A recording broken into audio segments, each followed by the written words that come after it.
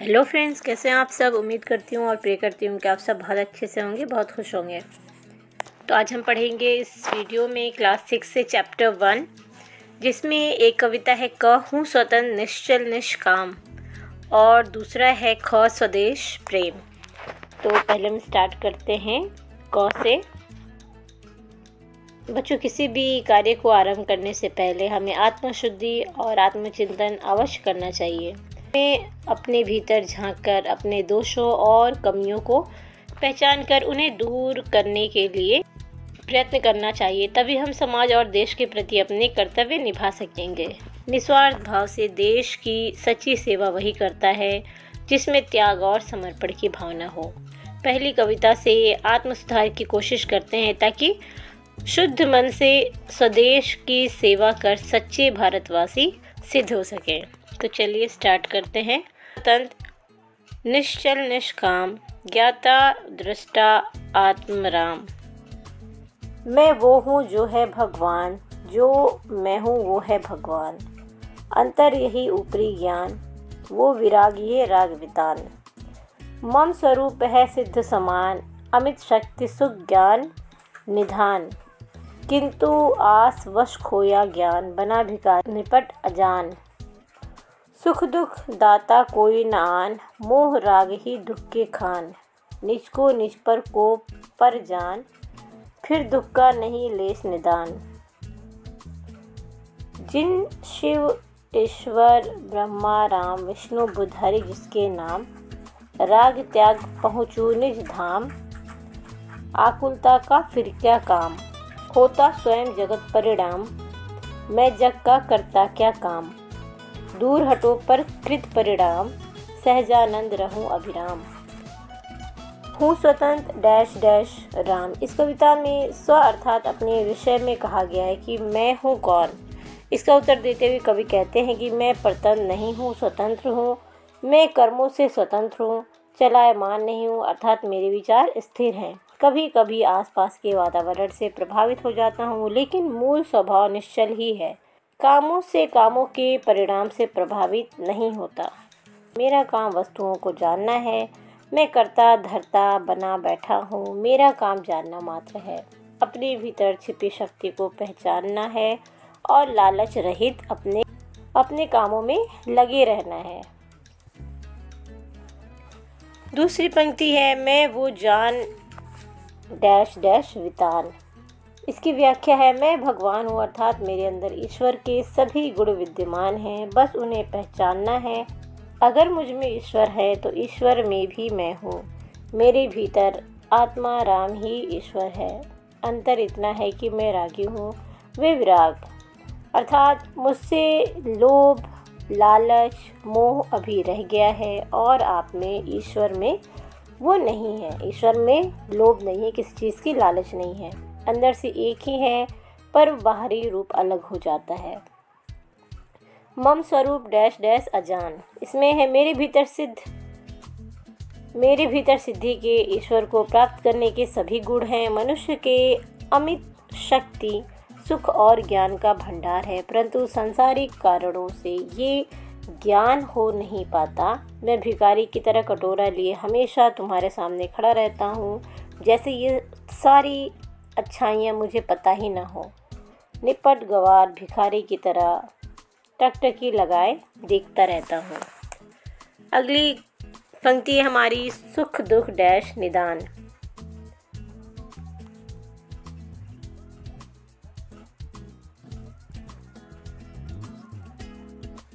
हे ईश्वर, तुम केवल दृष्टा हो, हमें स्वतंत्र रहने देते हो।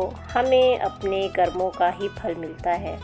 सुख और दुख देने वाला कोई नहीं। मोह और लोभ लालच के कारण ही दुख प्राप्त होता है। मतलब हमें अपने कर्मों का ही फल मिलता है। अच्छा करते हैं तो अच्छा मिलता है और बुरा करते हैं तो बुरा। यदि व्यक्ति अपने वस्तुओं को अपना समझे और पराई वस्तुओं का लोभ न करे तो दुख होगा ही नहीं।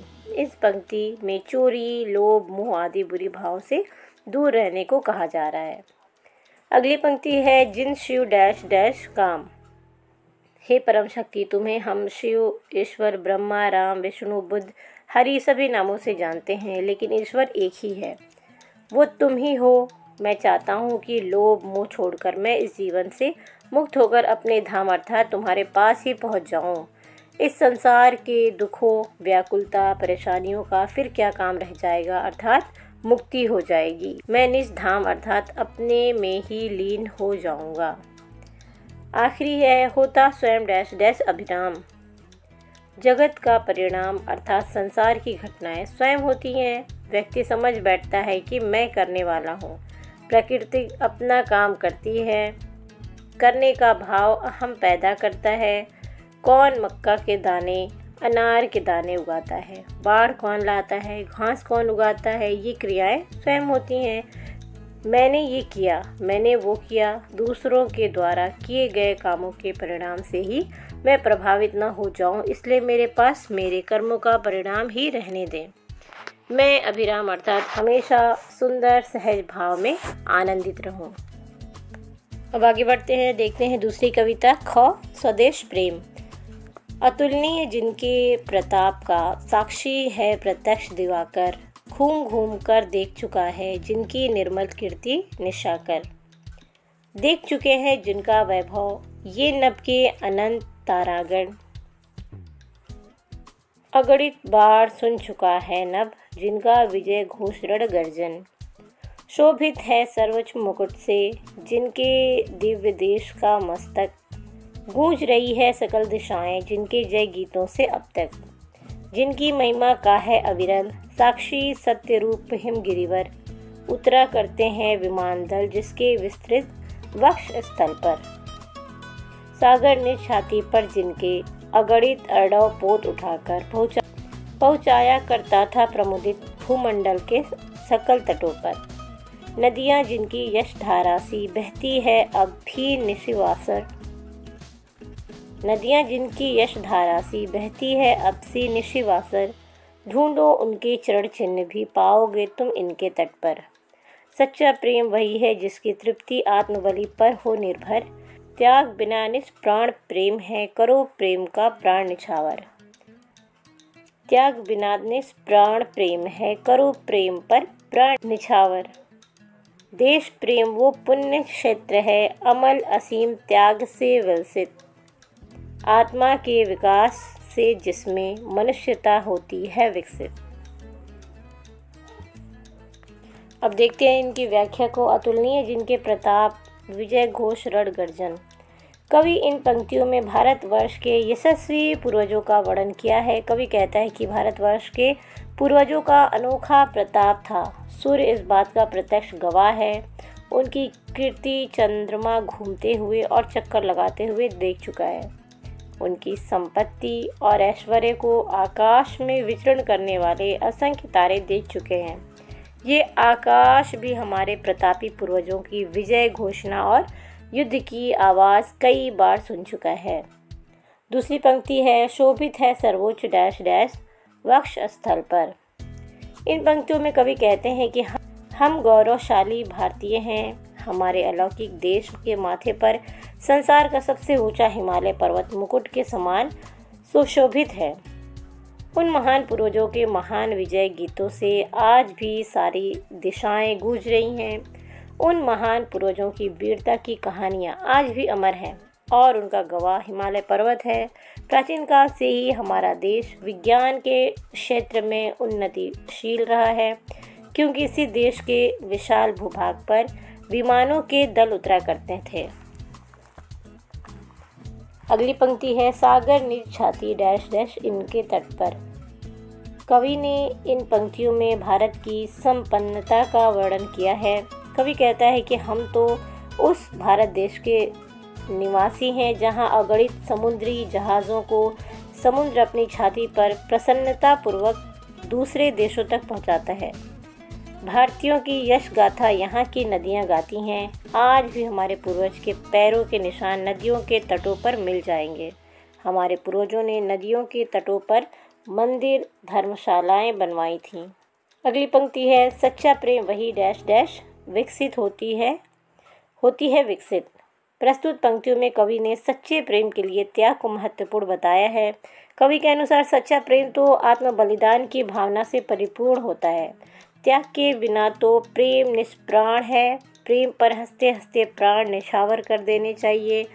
देश प्रेम एक पवित्र भावना है जो सच, निर्मल तथा असीम त्याग से सुशोभित होती है। आत्मा के विकास के साथ मनुष्य में उदारता, क्षमा, सहनशीलता जैसे मानवीय गुणों का विकास भी होता है। अर्थात जब मनुष्य में देश प्रेम का विकास होता है तो उसमें स्वतः ही मनुष्यता का भी विकास हो जाता है। अब देख लेते हैं शब्दार्थ को। निश्चल मतलब स्थिर अचल, दृष्टा मतलब देखने वाला, आत्मराम मतलब जीवात्मा, विराग मतलब मोह न रखना, अरुचि, ज्ञान विधान मतलब ज्ञान के सागर, ईश्वर, आस वश मतलब आशाओं के वश में, निपट मतलब पूरी तरह से, निदान मतलब हल या समाधान, धाम मतलब रहने का स्थान, अकुलता मतलब बेचैनी, परकूत मतलब दूसरे द्वारा किया गया, सहजानंद मतलब सहज रूप से प्रसन्न। अगला है स्वदेश प्रेम से।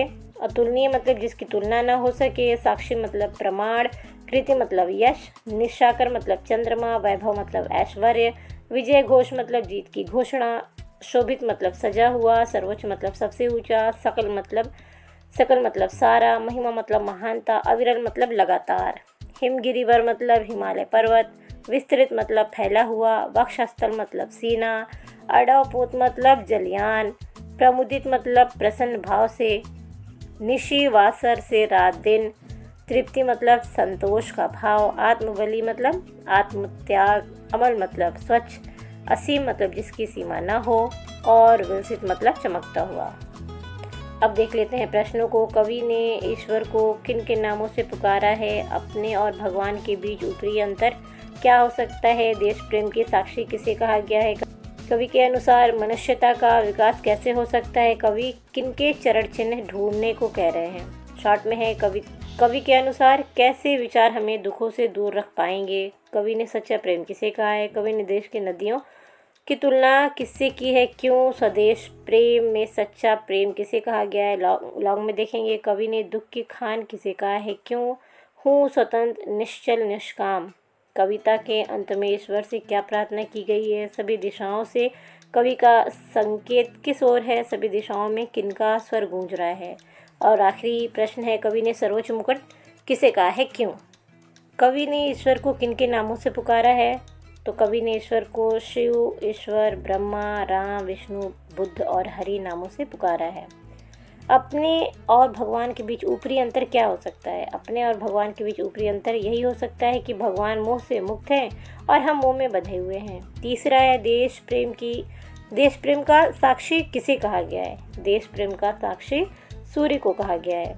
कवि के अनुसार मनुष्यता का विकास कैसे हो सकता है? कवि के अनुसार मनुष्यता का विकास आत्मा के विकास से हो सकता है। कवि किनके चरण चिन्ह ढूंढने को कह रहा है? कवि उन पूर्वजों के चरण चिन्ह को ढूंढने को कह रहे हैं जिन्होंने देश प्रेम के लिए आत्म बलिदान कर दिया। शॉर्ट आंसर के प्रश्न है, कवि के अनुसार कैसे विचार हमें दुखों से दूर रख पाएंगे? कवि के अनुसार मोह ही दुखों का कारण है। ये जानकर हम खुद को दुखों से दूर रख सकते हैं। दूसरा प्रश्न है, कवि ने सच्चा प्रेम किसे कहा है? कवि ने ईश्वर के प्रति प्रेम को सच्चा प्रेम कहा है। अगला है, कवि ने देश की नदियों की तुलना किससे की है? क्यों?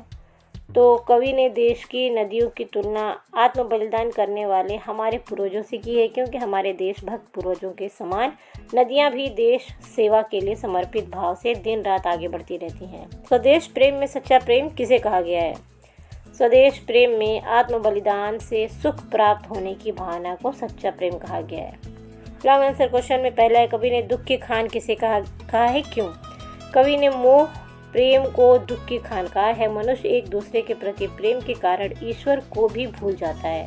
वो एक दूसरे से ही सुख की आशा करता है। इस प्रकार वो आशा पूरी न होने पर दुखों को ही बुलावा देता है। हूँ स्वतंत्र, निश्चल, निष्काम। कविता के अंत में ईश्वर से क्या प्रार्थना की गई है?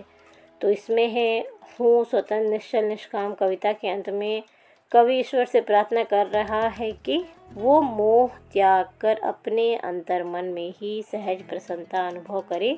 ईश्वर उसे ऐसी शक्ति प्रदान करे नंबर 3 पे है, सभी दिशाओं से कवि का संकेत किस ओर है? सभी दिशाओं में किनका स्वर गूंज रहा है? उत्तर होगा सभी दिशाओं से कवि का संकेत संसार के सभी देशों की ओर है। सभी दिशाओं में देश के लिए आत्म बलिदान करने वाले हमारे देशभक्त पूर्वजों की वीरता की गाथा का स्वर गूंज रहा है। आखिरी है, कवि ने सर्वोच्च मुकुट किसे कहा है, क्यों? कवि ने सर्वोच्च मुकुट हमारे स्वतंत्र भारत देश के गौरव को कहा है, जो हमारे पूर्वजों के बलिदान से हमें प्राप्त हुआ है। आज इस गौरव के कारण ही हम सम्मान रहित जीवन व्यतीत कर रहे हैं।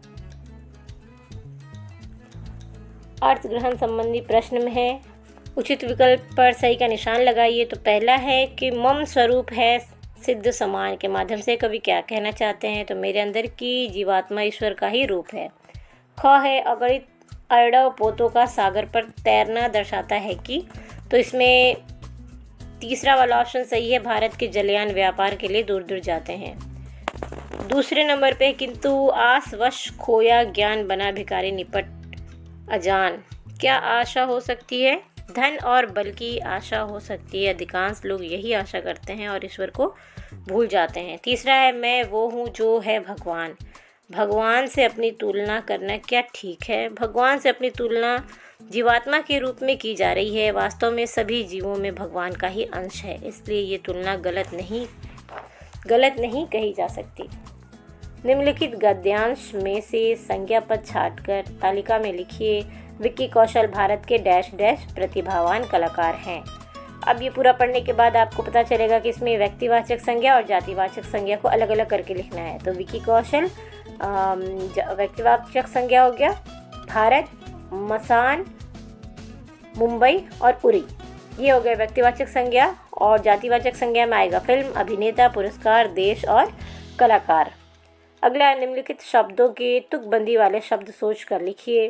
तो मस्तक का हो जाएगा दस्तक, वितान का उड़ान, चरण का हरण, उठाकर सजाकर, राग आग खोया बोया, विलसित हर्षित, शक्ति भक्ति नाम दाम।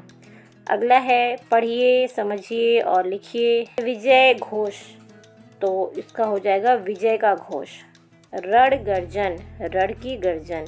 जय गीत, जय का गीत। विमान दल, विमान का दल।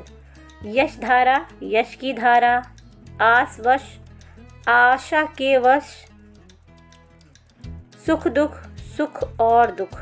निशि वासर, निशि और वासर। तो ये वीडियो यहीं समाप्त होती है। उम्मीद करती हूँ कि ये वीडियो आपके लिए हेल्पफुल होगी। मिलेंगे अगले वीडियो में अगले चैप्टर के साथ। तब तक के लिए आप पढ़ते रहिए, आगे बढ़ते रहिए। अलविदा।